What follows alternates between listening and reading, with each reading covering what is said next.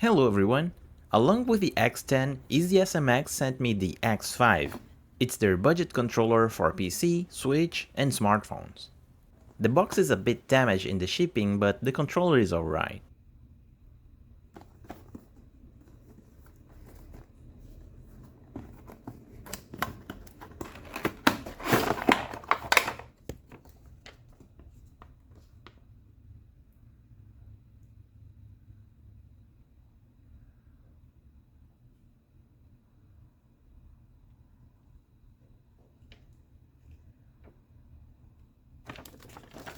In the box you get the controller, the USB Type-C cable, and a few interesting accessories.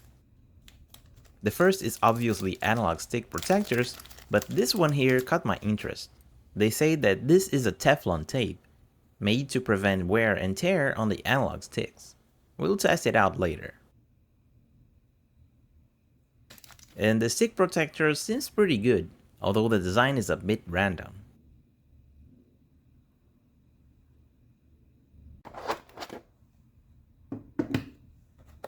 And there's also a 2.4 GHz dongle.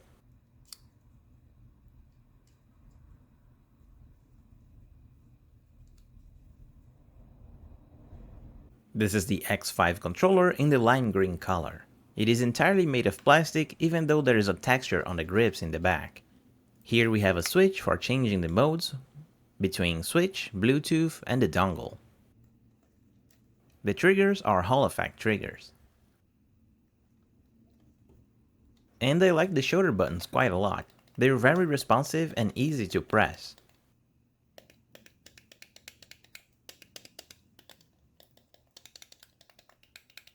The face buttons have rubber membranes, which again aren't hard to press and they don't sink flat with the shell.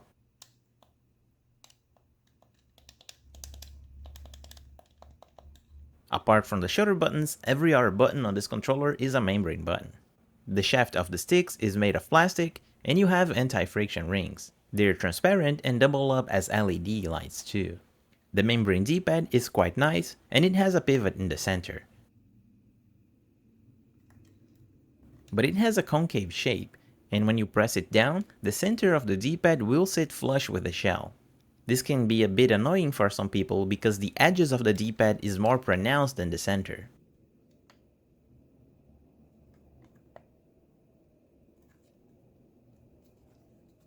And that's pretty much it. It's a very simple controller. When turned on, you can see the LED lights on the sticks. You can also turn it off or change the brightness.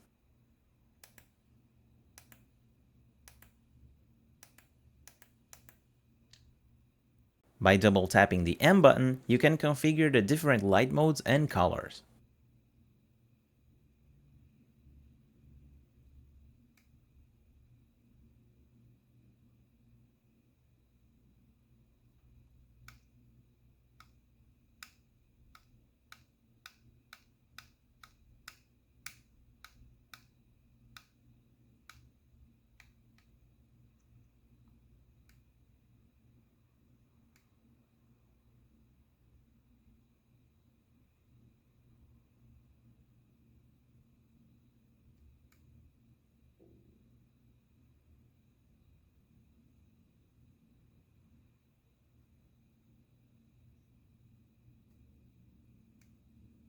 After you're done with the configurations, double tap the M button again to lock it in place.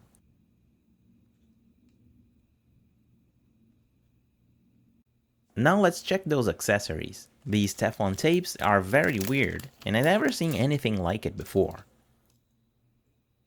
Let's start with the analog stick protectors.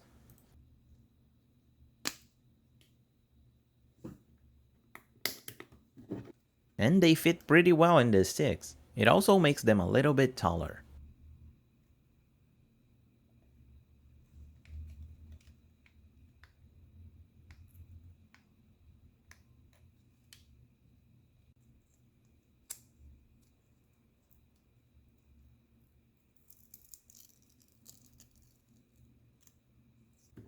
Now for the Teflon tapes, you must apply them to the shaft of the stick like this. And this is the end result. You can notice a small seam in the end of the tape, but when you move the stick around, you can barely feel it.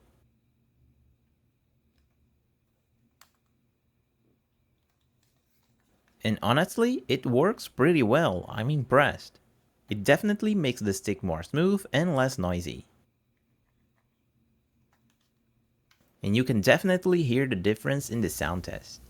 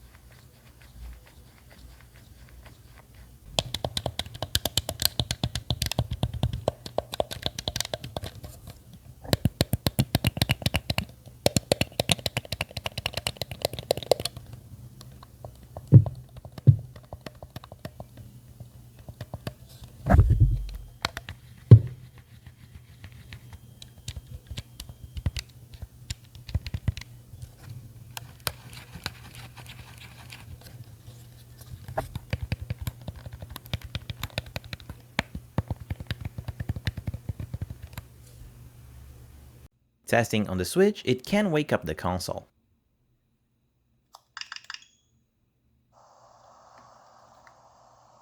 But unfortunately, it doesn't have motion controls. And it's a shame because there are cheaper controllers that has motion controls. There was no reason for them to cut this feature. Apart from this problem, the controller performs pretty well.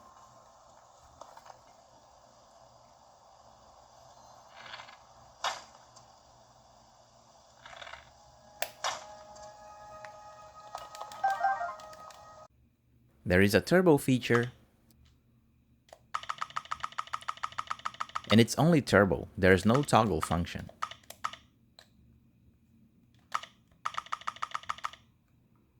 The turbo speed can be adjusted, and you can see the speed through this LED.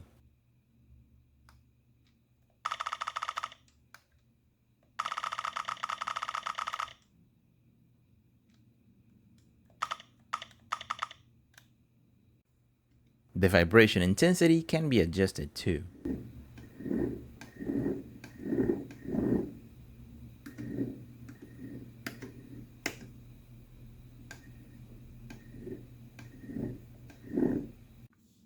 Testing the analog sticks, there is no cardinal snapping.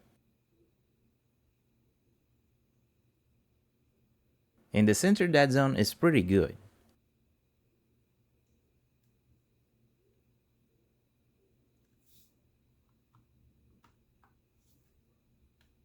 The circularity test shows perfect results. And when using on PC, the triggers are analog triggers. On the Dpad test, the diagonals are easy to hit, and the input is pretty consistent.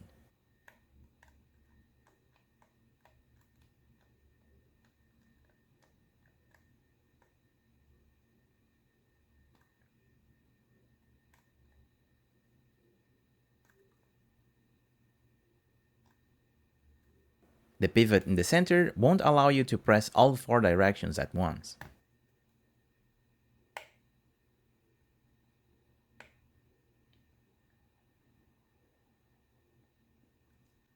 And the button layout is the correct Xbox layout.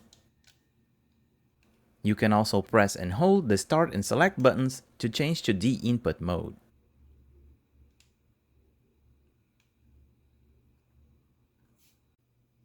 When testing the polling rate, we have 930 Hz. But I noticed that the polling rate in this controller is variable. If you move slowly, it gives you 800 Hz.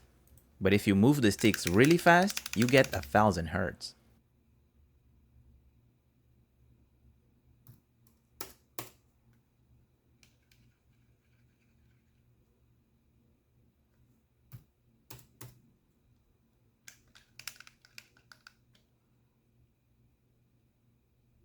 And that's only with the wired connection, because with the dongle you will always get around 250 Hz.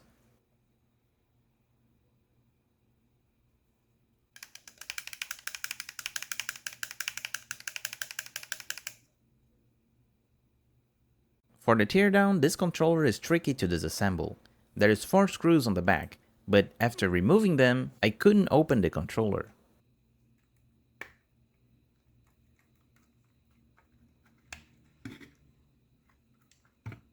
Turns out that there are hidden screws right here.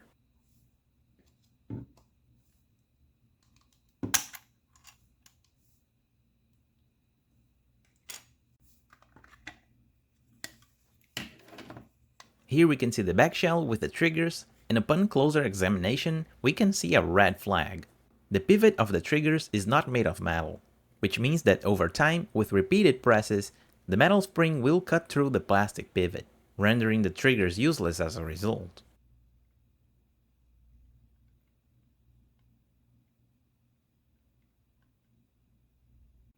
The battery has 750 mAh of capacity, and the construction is cheap. The motors are soldered to the board, and the board is pretty simple.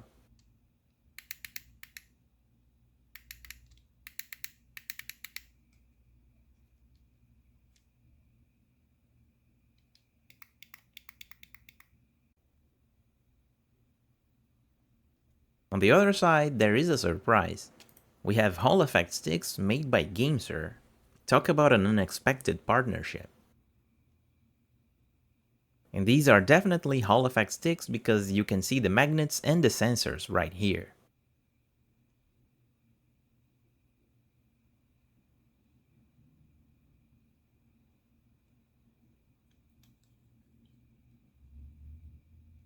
These pads over here are for the Dpad, which is located on a separate flexible board.